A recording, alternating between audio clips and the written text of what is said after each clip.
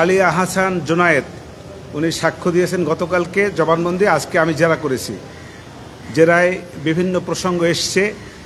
বিশেষ করে সর্বশেষ দিকে যে আমি প্রশ্নটা করেছি তাকে, সেটা হলো এরকমের যে যতগুলি কর্মসূচি আপনারা ঘোষণা করেছেন, লাইক 31 জুলাই গণগ্রেপ্তারের প্রতিবাদে আন্দোলনের অভিমুখে মার্চ ফর জাস্টিস, তারপরে রিমেম্বারিং আওয়ার হিরোজ, তারপরে 1 আগস্ট তারিখকে 32 জুলাই হিসেবে গণনা করা, এবং এক দফার দাবি, এই যে এক দফা বলতে সরকার পতনের এক দফার দাবি, এই যে দাবিগুলি ছিল পর্যায়ক্রমে নীল নকশার অংশ, যার সর্বশেষ যে বিষয়টা ছিল সেটা হলো এই: একটি বৈধ নির্বাচিত সরকারকে তার ক্ষমতা থেকে পদত্যাগ করানো বা অবৈধভাবে তাকে সরাইয়ে দেওয়ার জন্য যে সমস্ত পরিকল্পনা দীর্ঘদিনের ছিল সেইটিরই বহিঃপ্রকাশ। এবং আজকে যে সাক্ষ্য দিয়েছেন তিনি ছিলেন একজন সংগঠক, উনি সমন্বয়ক ছিলেন না। কিন্তু এই যে আন্দোলন সংগ্রাম ওনারা যারা যে আন্দোলন সংগ্রাম করেছেন, এর যে সংগঠক হিসেবে উনি অত্যন্ত মুখ্য ভূমিকা পালন করেছেন। অতএব আমি মনে করি এই যে আন্দোলনটা তারা করেছিলেন সে আন্দোলনটা ছিল অবৈধ এবং বৈধ সরকারকে উৎখাতের জন্য। সেই প্রসঙ্গেই আমি তাকে, একটা মেটিকুলাস ডিজাইন ছিল, মেটিকুলাস ডিজাইনেরই অংশ হিসাবে এই আন্দোলনটা হয়েছে। এইটাই আমার মূল বক্তব্য ছিল। এখন আপনি বলেন কি প্রশ্ন করেছেন।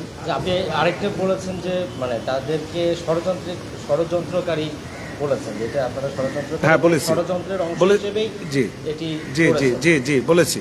একটি বলেছেন যে টার্গেট করে তারাই গুলি করে মেরেছে, এই দুইটার ব্যাপারে আমার কথা রইল, একটি বৈধ সরকারের বিরুদ্ধে যে আন্দোলনটা করেছে এটা ষড়যন্ত্রেরই অংশ, সেই হিসেবে তাদেরকে আমি ষড়যন্ত্রকারী বলেছি।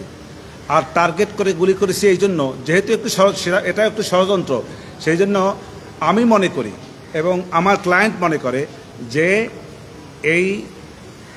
এই গুলিগুলি তার নির্দেশে, আমার শেখ হাসিনা, আমার যে আসামি শেখ হাসিনা স্বরাষ্ট্রমন্ত্রী, তাদের নির্দেশে হয় নাই। এটা তারা নিজেরাই যে কোনোভাবে হোক তৈরিকৃত একটি গুলির অংশ। এর সঙ্গে স্বরাষ্ট্রমন্ত্রী শেখ হাসিনা তারা কেউই জড়িত না। ক্লায়েন্টের সাথে কথা হয়েছে না, কথা হয় নাই আমি মনে করি।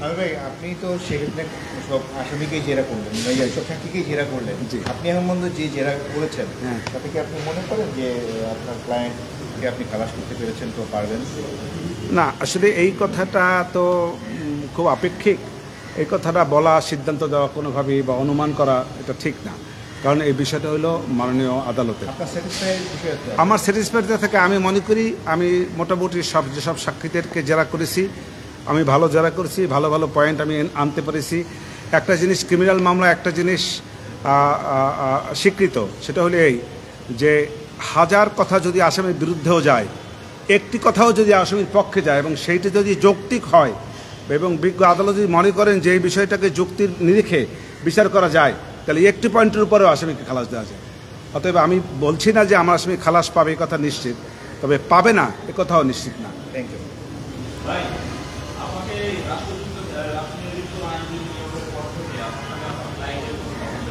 জি না, কোনো কথা হয় না। জি, Immigration to Canada. We provide the best quality service and solution for Canada immigration. Please visit our website and contact for details.